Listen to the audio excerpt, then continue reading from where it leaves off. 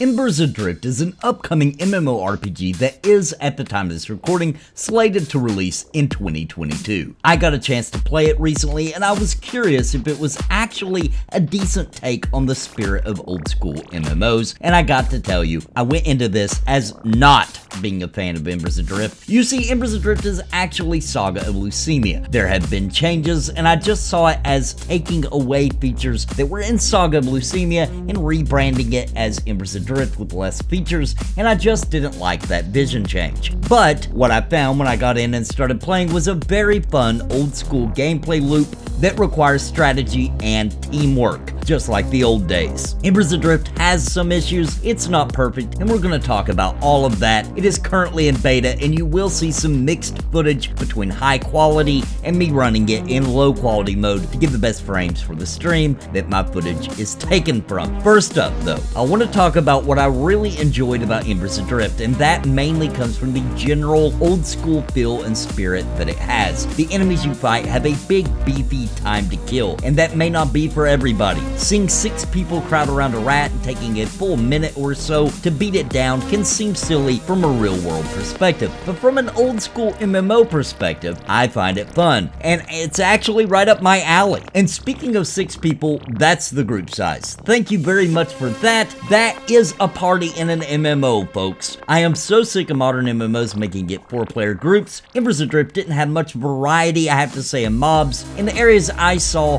but the named mobs had some tactics behind them which took me by surprise. For example, this named ranger in the first dungeon kept trying to line of sight the healer and trying to get away from us for ranged attacks, and it kept all of us on our toes, and we just barely pulled off the kill. But back to the mob types, as I have stated in other videos, the main enemies you're going to be seeing in the Embers Adrift are animal types: boar, deer, spiders, bears, rats, and bandits. It's okay for now, but they will certainly have to add more to keep players interested as their levels rise. And I didn't think I would enjoy the more grounded, low fantasy setting with no magical classes, but by the time I had quit playing 5 hours later, by the way, I realized there is something really cool about the way they have worked around not having magic. Now, before I talk about the mechanics I found while playing with my class, let me say that a developer contacted me while I was streaming and told me that their version of magic will be through alchemy, where you imbue certain items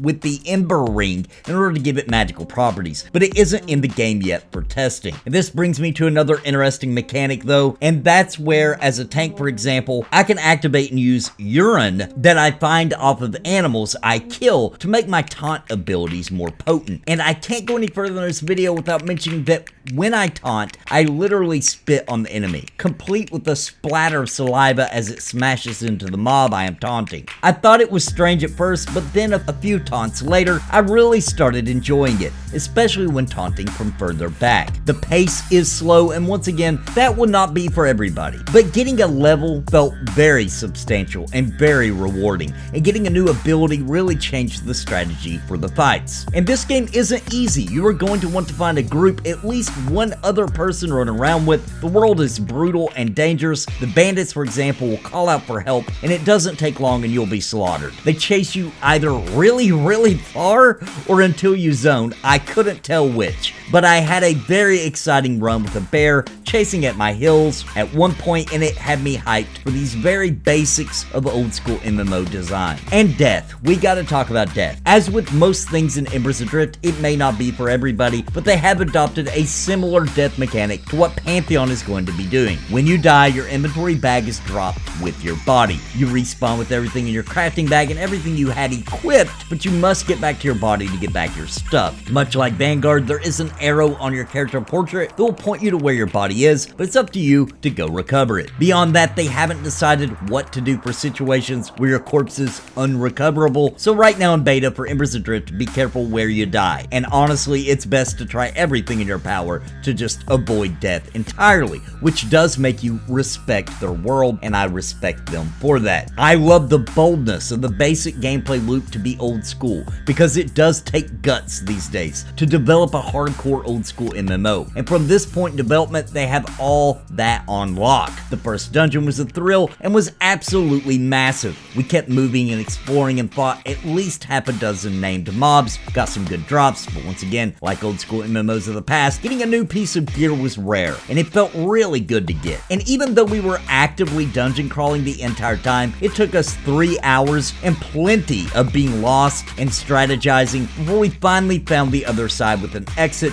that wasn't the entrance we came in through. And we came so close to death so many times, and I mean by death a full party wipe. I mean, it was a lot of fun. The first dungeon is mostly full of different types of bandits and thugs and several spider types. The lighting was great and darkness is a real threat. When it's dark, it's really dark. So we had our healer try to hold a torch between hills to help us see, and the twisting labyrinth of the dungeon was a real joy to explore, and I could definitely go back down for many more sessions and have a blast. There are multiple tiers to the dungeon, so a lot of the times you'll see an area but not know exactly how to get to it. It has patrols and plenty of pulling strategies, and it really helped me learn the ropes of the game. There is another mechanic that made everything feel fresh and exciting, and that's the fact that you can get injuries that can only be healed at an Ember Ring, which is basically the campfire for those that followed Saga of Lucimia. Here, you take a little downtime to replenish what the injury took from your health bar, and the longer you are out, the more your endurance total begins to deplete. It has a long timer at this time, but it still had us on our toes and sweating a bit to make it back to an Ember Ring as we were lost somewhere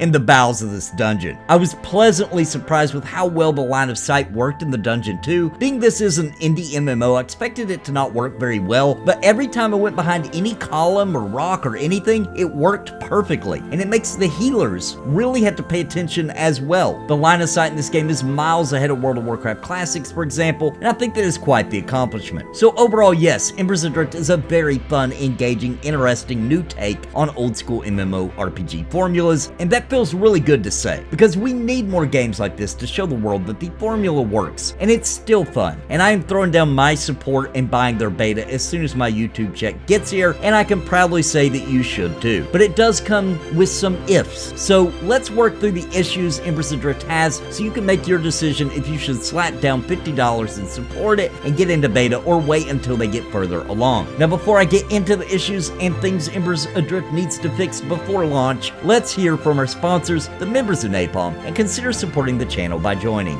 Real quick, I want to give a shout out to the members of Napalm. They have strapped on their armor and are casting the spells of awesome by supporting this channel and keeping me full-time every month. Thank you so very much. And I think you are interested in becoming a member. You can do so by clicking join down below this video and pick a level that is right for you. And I would like to give a very special thank you to the Lords of Napalm, Bounty Code, Jared Woodhouse, Daimlos, Farthest Reach, Sparrow, Christopher Hensel, Random Rob, Kenneth Kramer, Rodney Mom, Zelik Lived, Vander, Galerain Moonsong. What's the takeaway? Thank you for your highest tier membership.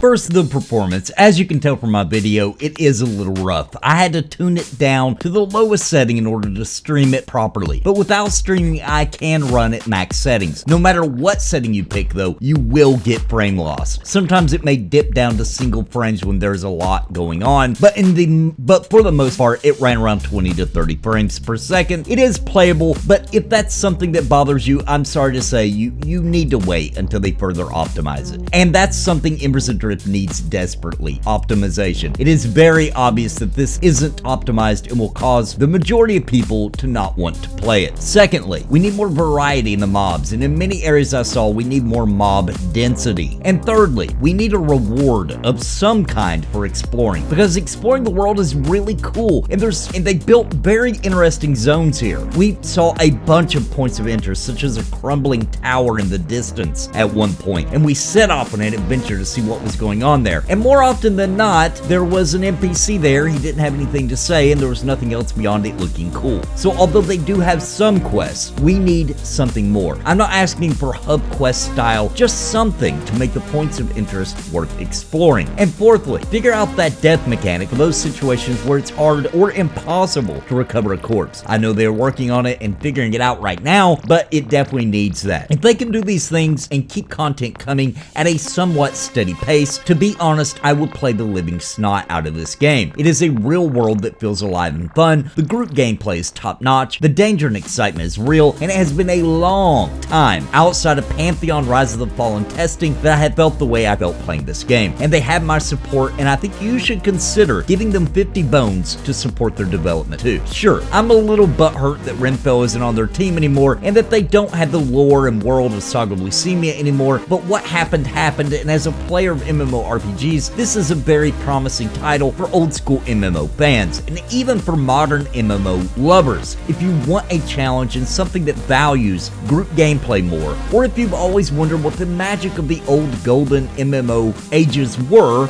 Embers Adrift is inches from pulling it off in glorious spades. I hope you enjoyed the video, and please subscribe if you love MMORPGs, because that's what we do all day, every day. And until next time, my friends, God bless, and happy gaming.